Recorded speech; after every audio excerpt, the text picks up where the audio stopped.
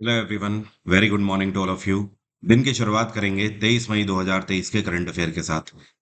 PDF static GK के साथ आप एग्जाम इंजन एप्लीकेशन से डाउनलोड कर सकते हैं। डेली की फ्री पीडीएफ डाउनलोड करना मत भूलिए, क्योंकि इस पीडीएफ की खास बात यह है कि इसमें स्टैटिक जीके का बहुत ही क्रिस्प कंटेंट होता है करंट अफेयर के साथ। साथ में कहीं पर भी अगर स्टेट की इंफॉर्मेशन आई है तो आर्ट एंड कल्चर से रिलेटेड सारी इंफॉर्मेशन वहां पर मैं आपको देने की कोशिश करता हूँ। इसलिए पीडीएफ जरूर आप लोग डाउनलोड करें एग्जाम इंजन से, डेली के डेली। अब शुरू करते हैं आज का वीडियो, लेकिन पहले बात कर लेते हैं कल के क्वेश्चन की। कल मैंने आपसे एक डायरेक्ट क्वेश्चन पूछा था करंट अफेयर का, और ये क्वेश्चन है अप्रैल के महीने का। क्वेश्चन मेरा ये था कि साल 2023 का मिस इंडिया टाइटल किसने जीता है। तो 2023 का मिस इंडिया टाइटल जीता है नंदिनी गुप्ता ने। नंदिनी गुप्ता राजस्थान से बिलोंग करती हैं। सेकंड नंबर पे रही श्रेया पूंजा। ये मिस दिल्ली रह चुकी हैं, तो जाहिर सी बात है दिल्ली से भी बिलोंग करती हैं। और तीसरे नंबर पे रही थाउनाजोम स्टेरा लुवांग।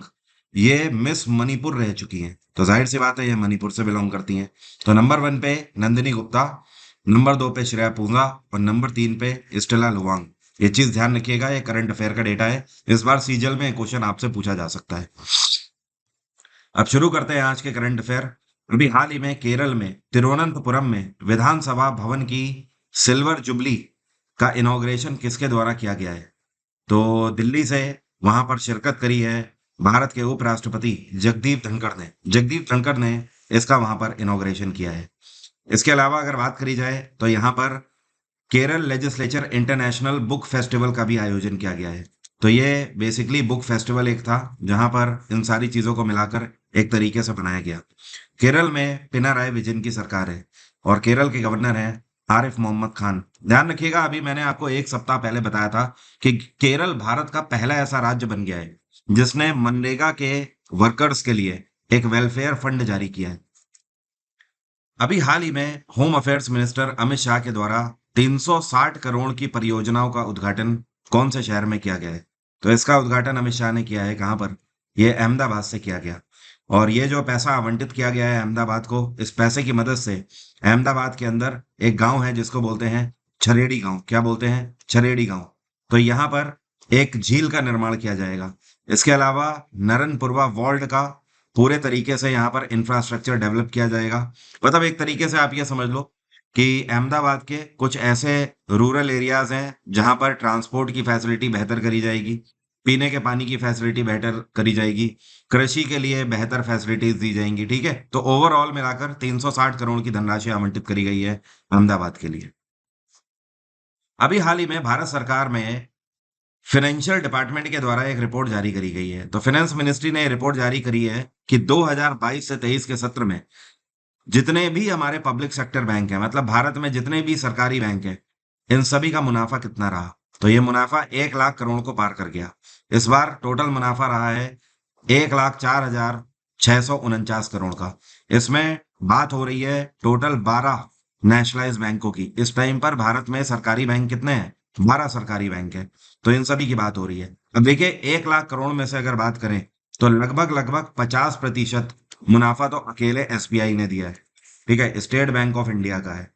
इसके अलावा अगर बात करें एसबीआई को छोड़ के, तो नंबर 1 पे बैंक ऑफ महाराष्ट्र रहा है, और सेकंड नंबर पे यूको बैंक रहा है, और थर्ड नंबर पे रहा है बैंक ऑफ बड़ौदा। वैसे अगर ग्रोथ की बात करें, मतलब परसेंटेज ग्रोथ की बात करें, तो एसबीआई 1 लाख करोड़ में से 50,000 करोड़ से ज्यादा तो अकेले एसबीआई ने ही मुनाफा बनाया है।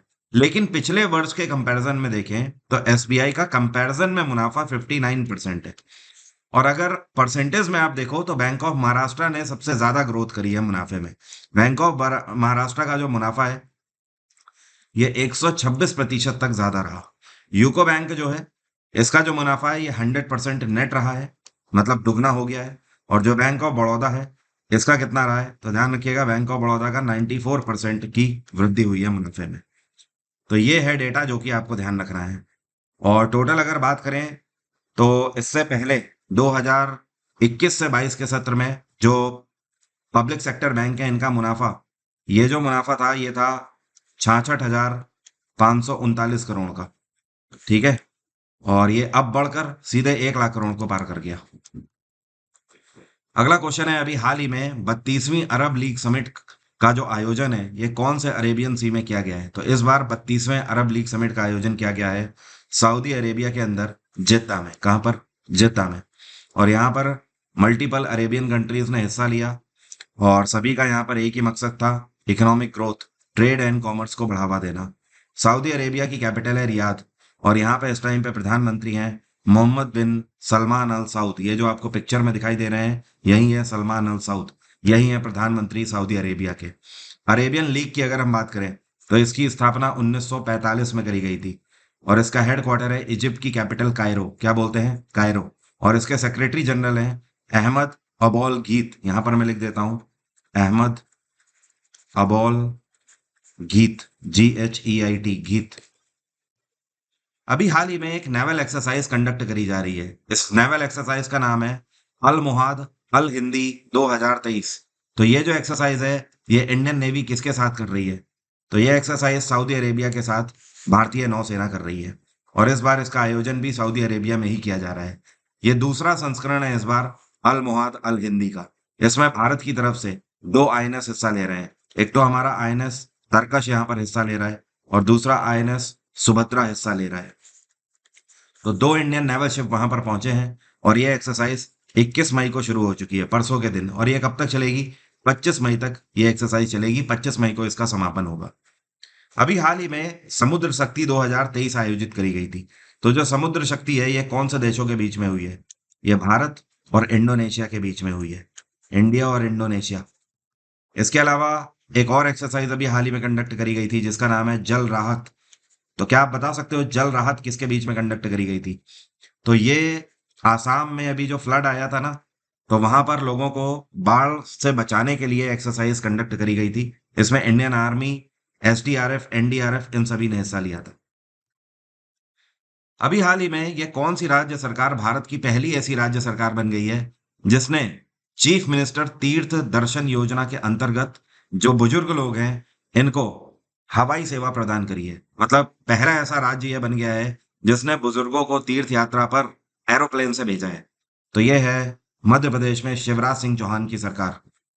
वैसे अगर बात करें कि चीफ मिनिस्टर तीर्थ दर्शन योजना, ये योजना बहुत पहले से चल रही है। इस योजना को साल 2012 में लॉन्च किया गया था, लेकिन तब से लेकर अभी तक लोगों को स्पेशल ट्रेन के थ्रू भेजा जा रहा था। तब से अभी तक 7,80,000 लोग इसका फायदा ले चुके थे। लेकिन अब पहली बार MP गवर्नमेंट ने इसको करके इतिहास रच दिया है और भारत का पहला ऐसा राज्य बन गया है MP कि जिसने इंडिगो हवाई यात्रा करवाई है टोटल 32 लोगों को। इसमें बैच बनाए गए हैं। जो पहला बैच अभी रवाना किया गया है इंडिगो फ्लाइट से 32 लोगों का। और ये जो फ्लाइट है ये भोपाल से प्रयागराज तक की है। तो प्रयागराज तो आपको पता ही है, सनातन धर्म में प्रयागराज का हमेशा एक महत्वपूर्ण स्थान रहा है, जैसे कि वाराणसी का भी अपना एक महत्वपूर्ण स्थान है। तो उसी तरीके से ये जो 32 बुजुर्ग हैं इन सभी को प्रयागराज में घूमने का मौका मिलेगा तीर्थ स्थलों में। अभी हाल ही में G20 की disaster risk reduction working group की दूसरी मीटिंग कहां पर आयोजित करी गई है? तो इस बार डिजास्टर रिस्क रिडक्शन की दूसरी मीटिंग मुंबई में आयोजित करी जा रही है। यह मीटिंग कब से कब तक आयोजित हो रही है? आज इस मीटिंग की शुरुआत हो रही है और ये 3 दिवसीय है। 23, 24 और 25 मई तक ये मीटिंग चलेगी। तो ये मीटिंग इस बार मुंबई में हो रही है। इसमें टोटल 120 डेलीगेट्स हिस्सा ले रहे हैं G20 के। अपार्ट फ्रॉम दिस अगर बात करी जाए पहली मीटिंग कहाँ पर हुई थी, ये तो दूसरी मुंबई में हो रही है। पहली मीटिंग कहाँ हुई थी? तो पहली हुई थी गांधीनगर में। कहाँ पर? गुजरात के गांधीनगर में। और ये कब से कब तक हुई थी? ये हुई थी आपका 30 मार्च, 31 मार्च और 1 अप्रैल। ये भी 3 दिवसीय थी। अभी हाल ही में Zomato food ordering and delivery business के नए CEO के रूप में किसको अपॉइंट किया गया है? तो इसका पदभार संभाला है राकेश रंजन ने। इसके अलावा अगर बात करें तो आपको ध्यान रखना है एक और नाम। इनका नाम है रिंचुल चंद्रा। क्या नाम है? रिंचुल चंद्रा। ये जो नाम लिखा हुआ है तो ये इस टाइम पर CEO बनाए गए हैं। इससे पहले ये VP थे और अब ये CEO है, चीफ ऑपरेटिंग ऑफिसर। इसके अलावा ऋषि अरोड़ा जो है, ठीक है, ये जोमैटो हाइपर प्योर जिसको बोलते हैं हाइपर प्योर। तो जोमैटो हाइपर प्योर का मतलब पता है? जैसे मान लीजिए नॉर्मल जोमैटो तो जो आप जानते हो वो ये है कि ये B2C मॉड्यूल पर काम करता है, मतलब बिजनेस से कस्टमर मॉड्यूल पे काम करता है। जैसे कि मान लीजिए आप कहीं से ऑर्डर करते हो, आपने डोमिनोज से पिज्जा ऑर्डर किया, तो डोमिनोज क्या है? बिजनेस कर रहा है ना, और आप क्या हो, आप कस्टमर हो, तो इसको बोलते हैं B2C मॉड्यूल पर ये काम कर रहे हैं। उसी तरीके से जोमेटो का एक विंग है जिसका नाम है हाइपर प्योर। ये जो हाइपर प्योर है ये B2B मॉडल पे काम करते हैं, मतलब बिजनेस टू बिजनेस मॉडल पे काम करते हैं। अब इसकी जरूरत कहाँ पड़ती है, जैसे मान लीजिए यही डोमिनोज पहले क्या मंगाता है, आपको सर्व करने से पहले ये अपना अलग से चीज मंगाते हैं, टोमेटोज मंगाते हैं, और पोटैटो मंगाते हैं, अनियन हो गया, जो भी चीजें इनको जरूरत पड़ती है सब कहीं ना कहीं से तो मंगाते होंगे। तो ये जिनसे मंगा रहे हैं वो भी तो अपने आप में एक व्यापारी है ना। तो इनके बीच में ये जो ट्रांसफर हो रहा है ये पर्टिकुलर प्रोडक्ट, ये भी जोमेटो करता है। तो उसके जो पर्टिकुलर सीईओ हैं ये बनाए गए हैं ऋषि अरोरा। अब आप समझ गए होंगे। और बाकी जोमेटो की स्थापना कौन से वर्ष में करी गई थी, आप मुझे कमेंट बॉक्स में लिखकर बताइए अगर आपको पता है। जोमेटो का हेडक्वार्टर बैंगलोर है। अभी हाल ही में ध्यान रखिएगा, मैंने आपको बताया था कि भारत के नए लॉ मिनिस्टर कौन बनाए गए हैं। तो ये बनाए गए हैं अर्जुन राम मेघवाल। कौन है? अर्जुन राम मेघवाल। और इन्होंने किसकी जगह ली है? किरण रिजिजू की जगह ली गई है। किरण रिजिजू इस टाइम पर मिनिस्ट्री ऑफ अर्थ साइंसेस संभाल रहे हैं। अभी हाल ही में स्विमिंग फेडरेशन ऑफ इंडिया के प्रेसिडेंट के रूप में एक बार फिर से किसको इलेक्ट किया गया है? तो एक बार फिर से RN Jayaprakash swimming federation of India के प्रेसिडेंट इलेक्ट किए गए हैं। स्विमिंग फेडरेशन ऑफ इंडिया की स्थापना 1948 में करी गई थी। इसका हेडक्वार्टर है गुजरात का अहमदाबाद। और प्रेसिडेंट तो अब आपको पता ही है, एक बार फिर से अगले 5 साल के लिए अपॉइंट किए गए हैं। अभी हाल ही में गोल्डन ग्रैंड प्रिक्स 2023 में ब्रोंज मेडल किस भारतीय ने जीता है? तो जो आपको पिक्चर में खिलाड़ी दिखाई दे रही हैं ये भारतीय खिलाड़ी हैं शैली सिंह। इन्होंने यहाँ पर ब्रोंज जीता है। इन्होंने लॉन्ग जंप मारी है, और लॉन्ग जंप में इन्होंने 6.65 मीटर की जंप मारी है। करीब 6.5 मीटर से ज्यादा की जंप मारी है। नंबर 1 पे कौन नहीं? तो गोल्ड मेडल इसमें जीता है किसने? मैरीज लुजोलो ने। इन्होंने गोल्ड जीता है। इन्होंने कितने मीटर जंप मारी है? तो 6.79 मीटर की जंप मारी है इन्होंने। और ये कौन से देश से बिलोंग करती हैं? ये जर्मनी से बिलोंग करती है, मैरीज लुजोलो, जर्मनी। सेकंड नंबर पे रही ब्रुक बुशकोहल। ये ऑस्ट्रेलियाई खिलाड़ी हैं, और इन्होंने सिल्वर मेडल जीता है। इन्होंने जो जंप मारी है 6.77 मीटर की जंप मारी है। ठीक है। और थर्ड नंबर पे भारतीय खिलाड़ी शैली सिंह रही जिन्होंने ब्रोंज जीता है। अभी हाल ही में डेनमार्क के स्टार खिलाड़ी होल्गर रून को हराकर किसने अपना पहला clay court title Italian Open जीत लिया है? तो जो आपको पिक्चर में दिखाई दे रहे हैं, आई एम श्योर आप इन्हें जानते होंगे। ये है डेनियल मेदवेदेव। रशियन खिलाड़ी हैं, और मेदवेदेव ने इटालियन ओपन अपने नाम कर लिया है मेन सिंगल में। ध्यान रखिएगा, कल के वीडियो में मैंने आपको बताया था कि इटालियन ओपन में विमेन सिंगल किसने जीता है। तो ये कजाकिस्तान की खिलाड़ी एलिना रायबकीना ने जीता है। ठीक है। कल मैंने आपको टेलीग्राम पर भी शेयर कर दिया था कि मेंस डबल और विमेंस डबल किसने जीते हैं। तो फिलहाल आपको ध्यान रखना है कि इस बार का जो इटालियन ओपन मेन सिंगल है डेनियल मेदवेदेव, और विमेन सिंगल एलिना रायबकीना। अभी हाल ही में राष्ट्रीय आतंकवाद विरोधी दिवस कौन से दिन मनाया गया? यह दिवस हर साल 21 मई को मनाया जाता है। और इस दिन को 1991 वर्ष में राजीव गांधी की हत्या हुई थी। क्या आप बता सकते हो राजीव गांधी की हत्या तमिलनाडु के कौन से डिस्ट्रिक्ट में हुई थी? अगर आपको पता है तो कमेंट बॉक्स में लिखकर बताइए। वैसे आपको हिंट दे सकता हूँ, इस डिस्ट्रिक्ट का नाम एस से है। अगर पता है तो बताइए कमेंट बॉक्स में। इंटरनेशनल टी डे अभी हाल ही में कौन से वर्ष मनाया गया है? अंतर्राष्ट्रीय चाय दिवस। चाय दिवस भी 21 मई को ही मनाया गया है। और यह दिवस इसलिए मनाया जाता है कि चाय का उत्पादन ज्यादा से ज्यादा हो सके, और चाय को बढ़ावा देना है, क्योंकि दुनिया भर में चाय का व्यापार बहुत ही प्राचीन काल से चला आ रहा है, मिडवेल के टाइम पीरियड से चला आ रहा है। अपार्ट फ्रॉम दिस अगर बात करें इस टाइम पे कि दुनिया का हाईएस्ट टी प्रोड्यूसर कौन सा देश है, तो दुनिया में चाय का उत्पादन सबसे ज्यादा चाइना करता है। चाइना नंबर 2 पे, पहले श्रीलंका था लेकिन अब भारत है नंबर 2 पर। और नंबर 3 पे श्रीलंका है इस टाइम पे।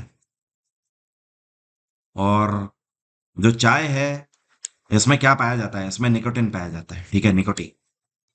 अब मेरा आज का सवाल आपसे, आप में से कितने लोग बता सकते हैं सासेर कांगड़ी माउंटेन रेंज जो है ये भारत में कौन सी जगह पर पड़ती है? तो ये पर्वतमाला बताइए कौन सी जगह पर स्थित है। नहीं तो अगर आपको नहीं पता है तो कल फिर मैं बताऊंगा आपको। एग्जाम इंजन पे आप वरुण 777 कोड लगाकर 10% का डिस्काउंट ले सकते हैं। कोड है वरुण 10। इसकी मदद से किसी भी कोर्स में आप 10% का फ्लैट डिस्काउंट ले सकते हैं। अगर आप सीजल 2023 के लिए जा रहे हैं, जो कि एग्जाम जुलाई के महीने में है, या फिर उसके बाद 2023 में कोई भी एग्जाम आपका है, वैसे तो पूरे साल ही कैलेंडर लगा हुआ है, तो आप जीएस-जीके का ये रनिंग बैच फॉलो कर सकते हैं। इस बैच की खास बात ये है कि इसमें वीओडी प्लस लाइव क्लासेस आपको मिल जाती हैं। जैसे ही आप बैच के लिए एनरोल करते हैं, तो एक ही बार में history, polity, geography, science, economics की रिकॉर्डेड क्लास आपको मिल जाती है। तो पहली चीज़ तो आपको इंतज़ार करने की ज़रूरत नहीं है। दूसरी चीज़ ये कि यहाँ पर मैं वन लाइनर के फॉर्म में आपकी लाइव क्लासेस भी ले रहा हूँ। साथ में साइंस की फिज़िक्स, केमिस्ट्री, बायो की भी आपकी लाइव क्लासेस चल रही हैं। तो ये बैच आपके लिए इस टाइम पर रामबाण है। इस बार जीएस-जीके की वजह से सिलेक्शन रुकना नहीं चाहिए। पिछली बार भी काफ़ी सारे सिलेक्शन हुए हैं। उन सभी स्टूडेंट्स को एक बार फिर से बधाई 2022 के सिलेक्टेड स्टूडेंट्स को। और आप रिकॉर्डेड बैचेस भी अवेल कर सकते हैं। प्रैक्टिस के लिए 1500 एमसीक्यू का ये बैच अवेल कर सकते हैं। रिकॉर्डेड हिस्ट्री का अपडेटेड बैच है। रिकॉर्डेड पॉलिटी का अपडेटेड बैच है। ये सब अपडेटेड है, पहले जैसे नहीं है। इसमें बहुत सारी प्रैक्टिस क्लासेस ऐड हो चुकी हैं। तो आप इन बैचेस को एग्जाम इंजन से अवेल कर सकते हैं। Mock test series specially SSC के लिए आप अवेल कर सकते हैं। आज की बात यहीं तक रहेगी। Thank you so much. Have a nice day. Take care. Bye bye. आपका दिन मंगलमय हो।